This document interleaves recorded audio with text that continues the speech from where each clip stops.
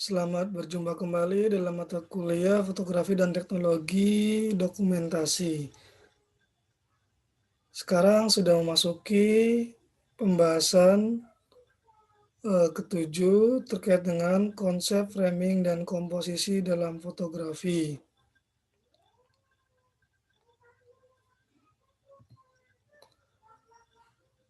Isinya menyangkut ada 3 subbab yang dibahas. Yang pertama adalah konsep framing, yang kedua macam-macam komposisi, yang ketiga sudut pengambilan gambar. Oke, yang pertama adalah konsep framing. Konsep framing merupakan konsep bagaimana mengarahkan perhatian seseorang kepada subjek foto dengan membatasi elemen-elemen foto yang lain menggunakan sesuatu yang mengelilingi elemen focal point. Framing dalam dunia pemotretan merupakan komposisi dasar yang mana kita harus bisa memposisikan subjek utama foto atau point of interest-nya atau POI atau POI dalam posisi yang sedemikian rupa sehingga dikelilingi elemen lain dalam foto. Selanjutnya memasuki pembahasan yang kedua, itu komposisi dalam fotografi. Komposisi dalam fotografi banyak sekali macamnya sesuai dengan perkembangan dunia fotografi. Yang pertama yang paling mendasar adalah yang harus dipahami oleh kita semua, yaitu the rule of third, di mana menyusun komposisi merupakan upaya mengatur elemen-elemen foto yang esensial, seperti bentuk, nada, warna dalam fotografi hitam putih diwakili oleh nuansa atau gradasi nada kelabu, pola dan tekstur di dalam batasan suatu ruang. Pada saat memotret, di dalam kamera yang kita gunakan ada garis bantu berupa atau yang biasa disebut dengan rule of third ini, di mana aturan mainnya adalah eh, bidikan foto yang ingin kita foto objek tersebut dibagi menjadi 9 bidang. Sehingga ketika kita memfoto, kita tidak lagi memfoto dengan menempatkan objek selalu di tengah. Kita bisa menempatkan objek pada perpotongan garis di antara garis vertikal dan horizon. Komposisi yang pertama adalah komposisi sepertiga bidang.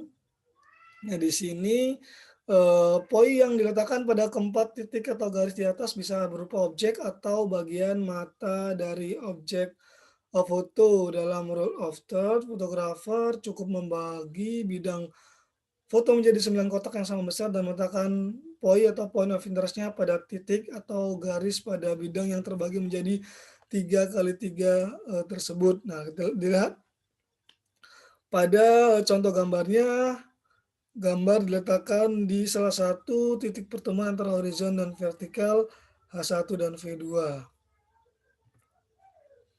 Kemudian interest point-nya ada 4 titik, sementara interesting line terdiri dari 2 garis horizon dan 2 garis vertikal.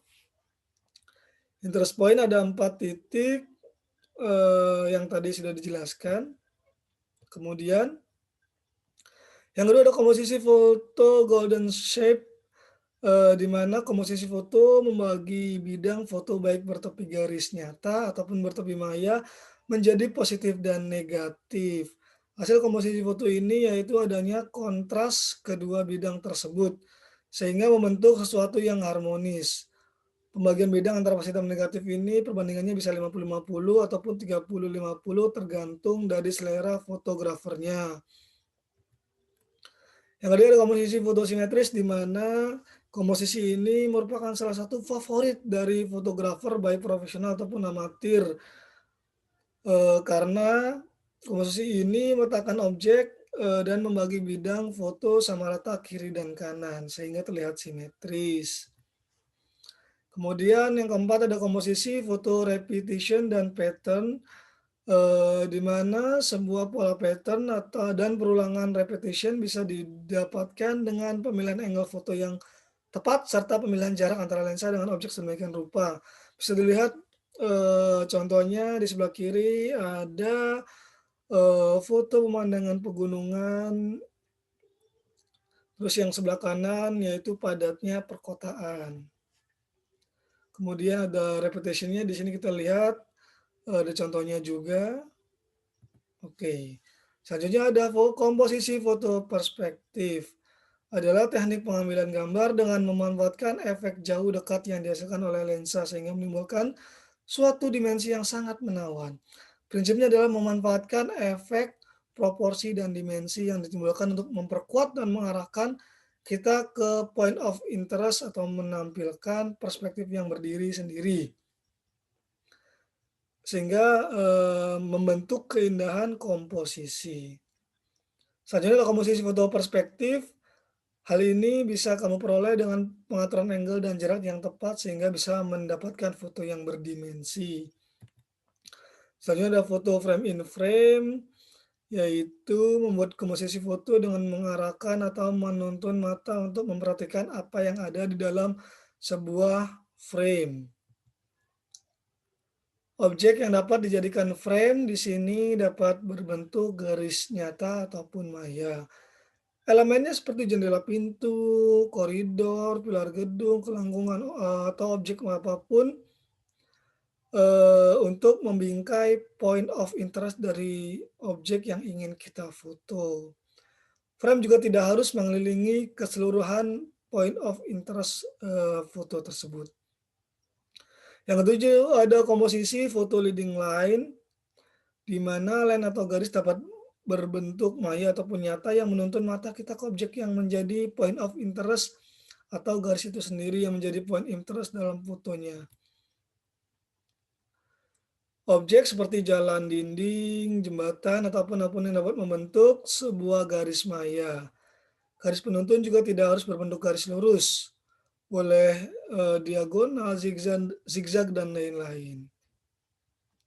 Selanjutnya komposisi foto negatif space, di mana merupakan salah satu komposisi kreatif yang membiarkan banyak ruang kosong atau negatif space pada foto. Yang kesembilan, keseimbangan elemen foto. Komposisi dengan menyeimbangkan elemen pada foto merupakan teknik yang sangat menarik dan membutuhkan kreativitas lebih. Sekilas pada foto di samping, lampu jalan pada sisi kiri, sisi foto sudah memenuhi kriteria rule of third, tapi foto terasa kosong apabila tidak ada menara Eiffel pada sisi kanan foto. Jadi foto ini, seimbang. Kemudian, foto berikutnya ada sebuah lampu juga dan ada menara dari gedung yang kalau kita tarik garis akan membentuk sebuah keseimbangan foto. Selanjutnya ada komposisi foto golden spiral atau golden ratio. Di sini, bentuk spiral ini didapat dari perhitungan Fibonacci number sehingga dikenal juga dengan nama Fibonacci spiral. Implementasinya seperti tangga menurun, bunga dengan kelopak berputar, bahkan yang benar-benar maya seperti potret manusia jika dibandingkan dengan komposisi di sekelilingnya. Nah, ini ada contohnya objek berupa dua orang, manusia menjadi titik pusat dari ujung rumah siput golden spiral. Ini ada contoh lagi, jika kita ditarik, yang menjadi pusatnya adalah objeknya, maka akan timbul perhitungan, foto golden spiralnya. Selanjutnya ada komposisi change your point of view. Teknik ini didapatkan dengan mengubah, sudut tembakan dengan memotret dari ketinggian. Misalkan menggunakan sudut pandang bird eye, juga sebaliknya menurunkan kamera, Anda serendah-rendahnya. Yang biasanya, sebuah foto diambil pada eye level. Banyak fotografer cityscape atau wildlife, misalnya yang sengaja berbaring di lumpur untuk mendapatkan foto yang menarik dengan memilih low angle. Selanjutnya ada komposisi change your point, of view juga. Di sini contohnya, nah kita lihat ketika kita mengambil foto-foto objek tertentu dengan angle tertentu, maka akan menghasilkan, hasil seperti ini dengan komposisi change your point. Selanjutnya komposisi yang ke-12 adalah foto refleksi. Sesuai dengan, namanya, teknik refleksi biasanya sangat akrab dengan fotografer yang suka dalam keindahan abstrak atau minimalism dengan komposisi refleksi. Dilihat dari contohnya, biasanya menggunakan atau memanfaatkan media air ya, sebagai media refleksi dari foto tersebut. Kemudian ada komposisi refleksi di sini juga bisa menggunakan benda-benda yang bisa memantulkan, contohnya, cermin, rel kereta api, seperti itu. Oke, ini salah satu contoh lainnya juga dan banyak digunakan pada saat ini oleh, eee, para remaja atau generasi milenial. Selanjutnya ada komposisi foto spasi, atau separasi ya maksudnya ya. Separasi merupakan komposisi foto di mana terjadi perbedaan yang sangat kontras antara objek foto dengan background-nya. Bisa dilihat di foto anak-anak, mungkin dalam foto ini adalah anak-anak dari, benua Afrika sedang bermain, sedangkan, background-nya adalah warna putih, dari kabut atau pasir yang mereka mainkan. Selanjutnya komposisi foto motion blur, merupakan elemen komposisi yang menunjukkan adanya pergerakan objek, baik background ataupun foreground, bahkan bisa kedua-duanya. Dengan teknik ini, foto seolah-olah berbicara bahwa objek dilihat sedang bergerak saat difoto. Ini banyak, digemari juga, salah satu foto yang banyak digemari dengan memanfaatkan motion blur.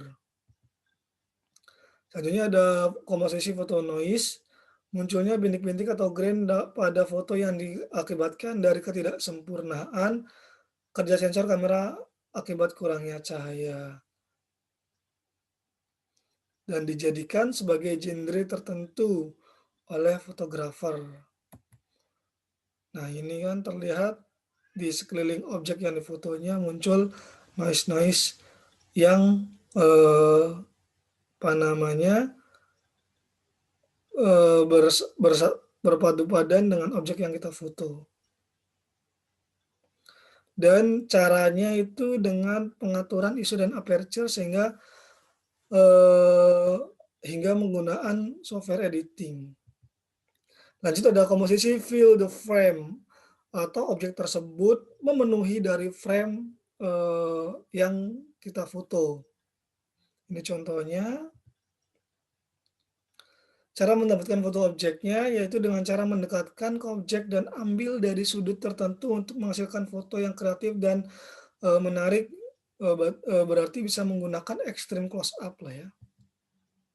Terus ada foto tekstur, komposisi foto yang menampilkan tekstur dari objek yang difoto. Contoh objek yang biasa dijadikan komposisi tekstur adalah bebatuan, aspal, guratan tulang pada daun, kayu, kulit mata, kain, dan masih banyak lagi.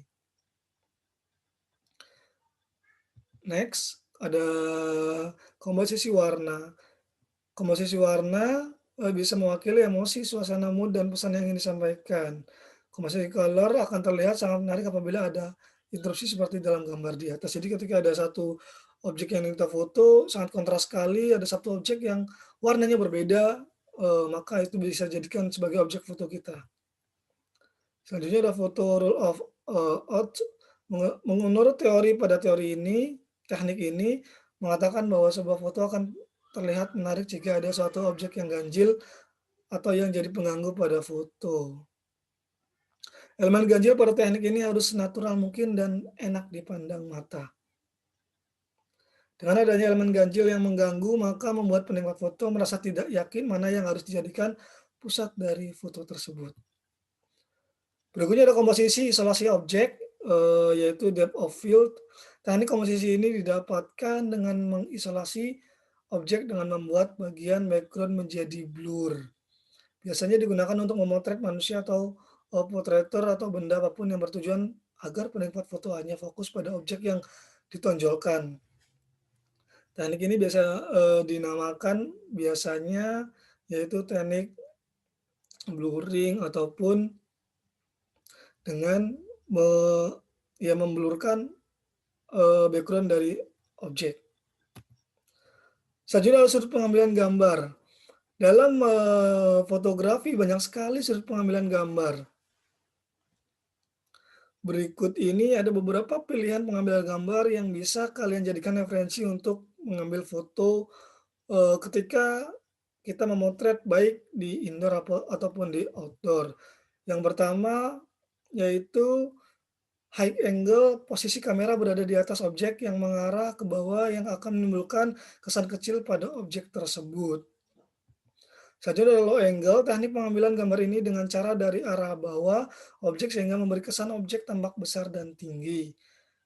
High angle atau high level, teknik dengan cara pengambilan posisi sejajar dengan objek. Sudut pengambilan gambar ini sering digunakan oleh fotografer karena memiliki sifat netral. Selanjutnya ada frog angle, teknik pengambilan gambar dengan cara mengambil gambar dengan posisi kamera disesuaikan dengan posisi bawah objek dan posisinya lebih rendah daripada objek. Selanjutnya ada bird angle, yaitu teknik pengambilan foto ini dengan posisi kamera berada pada ketinggian di atas objek. Hasil dari proses pengambilan gambar ini akan terlihat lingkungan yang luas di mana benda-benda terlihat kecil. Selanjutnya ada overall soldier, memotret gambar dari arah belakang bahu objek tersebut sehingga objek yang terlihat hanya belakang bahunya saja atau belakang kepalanya saja sehingga, menimbulkan efek bahwa objek tersebut sedang berdiskusi dengan orang lain. Selanjutnya canted angle, pemilihan sudut gambar memang sengaja dimiringkan. Biasanya angle ini digunakan untuk menciptakan foto yang unik. Selanjutnya ada studi kasus pada bab 7 ini, yaitu silakan kalian sebutkan sebanyak-banyaknya, apa saja kesalahan dalam pemotretan, framing, komposisi, dan pengambilan gambar yang sering terjadi. Nanti seperti biasa studi kasus ini dijawab pada kolom komentar yang sudah tersedia dengan menampilkan nama, NPM, dan kelas.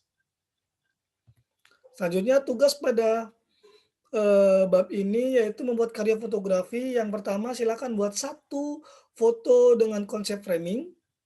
Yang kedua, buatlah 10 foto dengan menggunakan macam-macam komposisi karena tadi ada kurang lebih ada 20 komposisi. Jadi kalian silakan memilih 10 saja. Berikutnya ada sudut pengambilan gambar. Silakan ambil 3 foto saja. Tadi ada 6 sudut pengambilan gambarnya. Tugas dikumpulkan pada ketua kelas, deadline 17 November 2020. Kirim via Gmail seperti biasa. Terima kasih. Sampai jumpa.